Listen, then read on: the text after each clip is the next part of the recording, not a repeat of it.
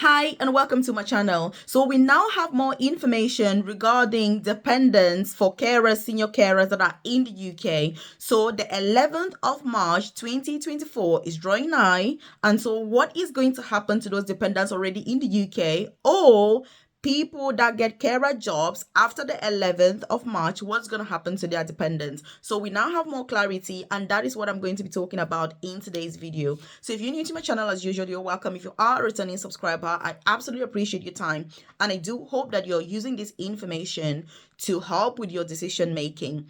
And if you haven't joined this family, take this opportunity to hit the subscribe button below so that you're the first person to be notified every single day when I drop a new video on here at 10 a.m. prompt UK time. Before I even get into this, let me tell you something. You need to trust, believe, and know that you deserve the very best in this country.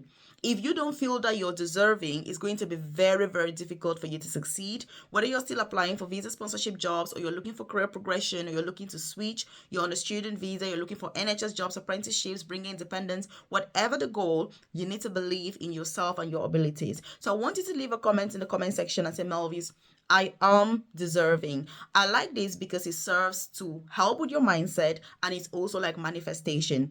It's like what people say, you kind of breathe what you manifest. So leave a comment in the comment section and say, Melvis, I am deserving. So in today's video, I'm going to be telling you obviously what these updates are.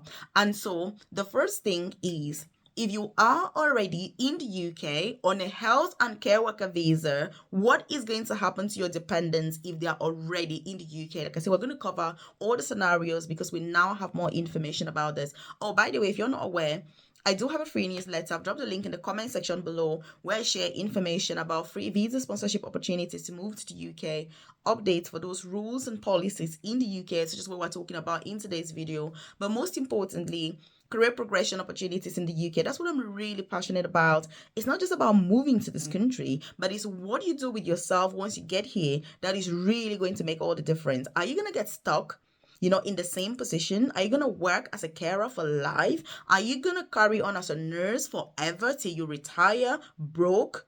No, it's about progressing further. It doesn't matter how long it takes. It doesn't matter how little steps you're taking, baby steps. The main thing is to be progressing. That's what I'm really keen on, because I also started as a carer to now progressing to the most senior clinical nursing position as an advanced nurse practitioner working for the NHS. I've been through this process and I know how heartbreaking it is when you work from 6 a.m. to 11 p.m. and you're paid for 3 hours and you're not able to meet up your rent despite the fact that you're working every day. It is not worth it. That's why I'm focused on career progression. So check the comment section, join that newsletter. It's completely free. You drop your name and email and you're part of it. Also, you're going to find my contact details on there. There's my WhatsApp number as well as my email address. So that if you need to get in contact with me, then do so. If you need that one-to-one guidance, personalized support tailored for yourself, you're looking to get to the NHS, you're looking for visa sponsorship, you're looking to progress in your career from domiciliary care, for example, to NHS, getting into nursing, getting those non-clinical healthcare jobs, that is me. Like, I love all of that. Anything about career progression in the UK, obviously, I'm your girl. So check the comment section and do get in contact with me, obviously, when you're ready to get started with that journey. So you're not watching video after video after video, stuck without anything at all to do. So the first scenario is you're already a carer in the UK at the moment. You came to the UK before the 11th of March, obviously, 2024, and you've got your dependents with you. After the 11th of March, what is going to happen to those dependents? Well, the government has said that nothing obviously is going to happen to them because they're already in the UK. You cannot tell somebody who's already in the UK that they cannot move to the UK. I mean, it doesn't make any sense, does it? Not really. So your dependents can remain with you. These are the specific words they've used.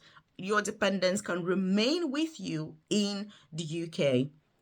So if you've already brought your dependents, congratulations. I hope you're having a great time and settling well in the country. That's fine. They can stay with you. So they've also said that they can extend their visas with you. They can switch with you to another visa. Let's say, for example, you're currently working in domiciliary care and you're looking for a job, say with the NHS, and you end up with a non-clinical job, your dependents can switch with you to that absolutely amazing opportunity. So that's what they've said. So you've got nothing to worry about and you can just settle, do your job and focus on career progression. So that is the first case scenario. And also, do me a favor to share this video with your friends, loved ones, colleagues, so they're aware of this, because thousands of colleagues are very concerned about what's going to happen to their families.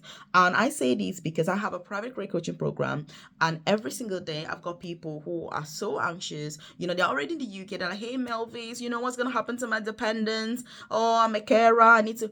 I'm like, it's okay. They're already in the UK, so chill out. So, like, literally, just chill out. They're already here. You cannot tell somebody who's already in the UK that they cannot move to the UK. I mean, it doesn't make sense because they are physically here already. And by the way, if you want to find out more about my private coaching program, check the description box below or the about section of this channel, and you're going to see the information there. It's for one-to-one tailored guidance. If you're looking for visa sponsorship jobs in the UK, career progression in the UK, you need that support with what's the best job for you, about your personal circumstances. How should you position your CV? You need samples for supporting information to get those NHS jobs and apprenticeships. You need one-to-one interview preparation. Again, that is what I do. And I've supported, lots of people, hundreds and hundreds of people in my coaching program to go through these processes. It's not an easy journey. It's not a walk in the park. It takes dedication. It takes time. It takes energy, but it is worth it. I never want to sit here to say that it's an easy journey. It is not easy.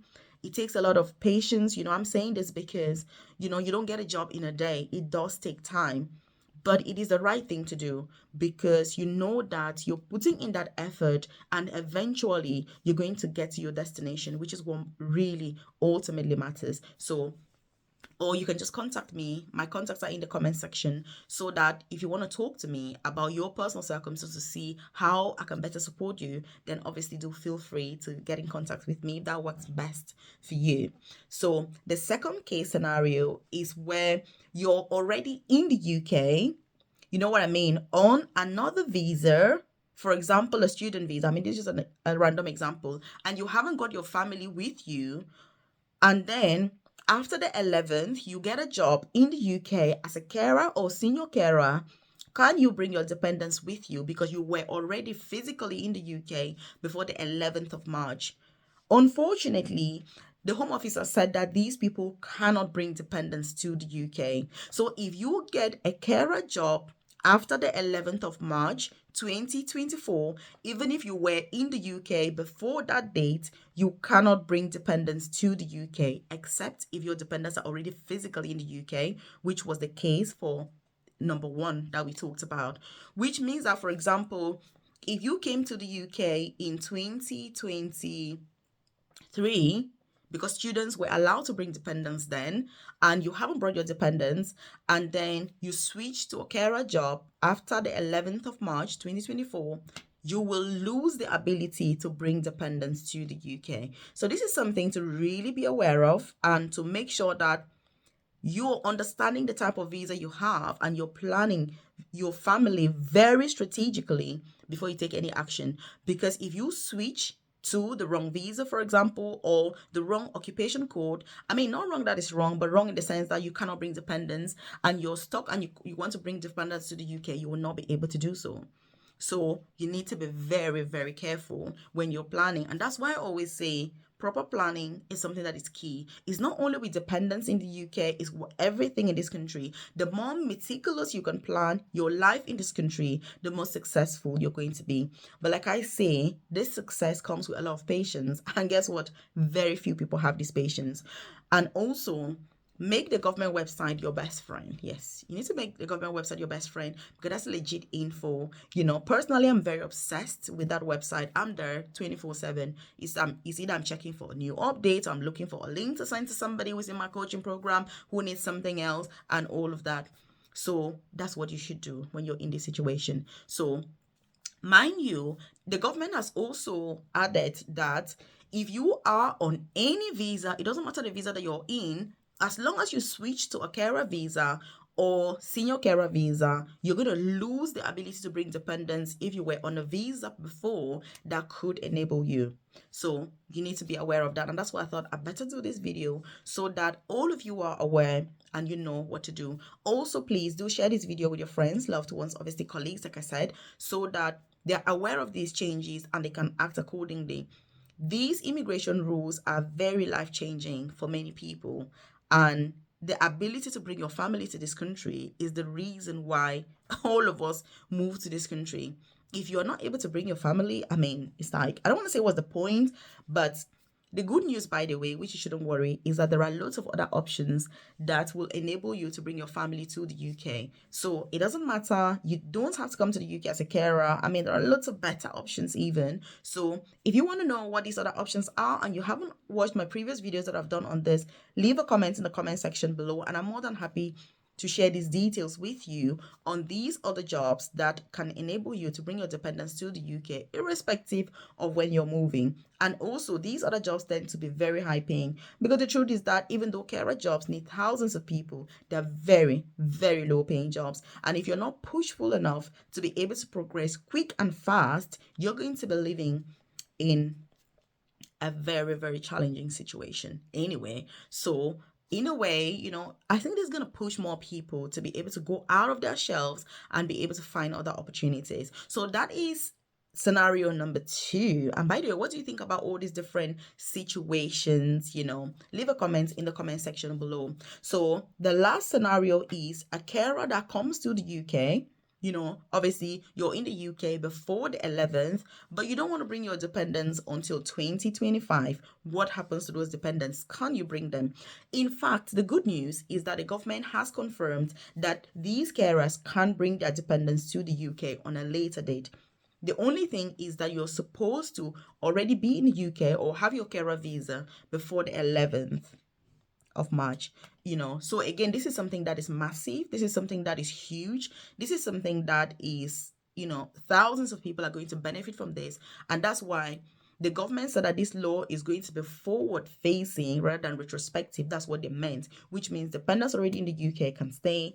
If you're in the UK on this visa before the date, you can bring your dependents. But if you switch to this visa or get a brand new job from overseas after this date, you cannot bring your dependents. So really, that is what this is about. So again, have you got any questions? Have you got any concerns? I really hope that you found this helpful. I hope that this helps with decision making. Don't worry, there are lots of other options that don't need experience, no qualifications, no out, that offer visa sponsorship and pay a lot of money. And guess what? I'm gonna link that video right here so that you can watch it right now to know what these other options are. So don't even worry about those carer jobs. I mean, trust me, don't worry about them. There's nothing you're going to lose out, because these other jobs are going to pay you a whole lot more, and you can bring your dependents anytime, any day without all this hassle. I mean, what's all the fuss about anyway? So do check that video out to make sure that you know what these jobs are, and contact me if you need support. See you here.